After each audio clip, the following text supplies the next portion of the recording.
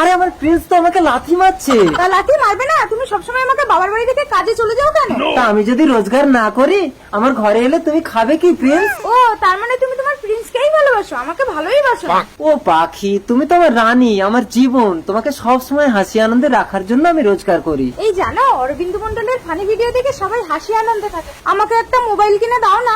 ঠিক আছে, আমি ওই ইটভাটা থেকে যখন কাজ করে ফিরবো তোমার জন্য একটা মোবাইল কিনে আনবো। কেমন পাখি? প্রবল বেগে ধেয়ে আসছে ঘূর্ণিঝড় রিমাই। সবাই সাবধান থাকুন, সচেতন থাকুন। পাখি, মা তুই কই গেলি রে? বাবা তুমি কেন বাইরে বেরোলে? ঘূর্ণিঝড় আসছে, চল তোকে ওই পাকা বাড়িটাই রেখে আসি।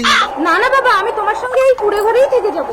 ঝড়ে ঘরটা ভেঙে গেলে আমার দাদা ভাইয়ের কি হবে? সবাই তোমরা একেই ভালোবাসো, আমাকে কেউ ভালোই বাসো। আরে তুই তো মা, বাড়িতে কেউ আছো?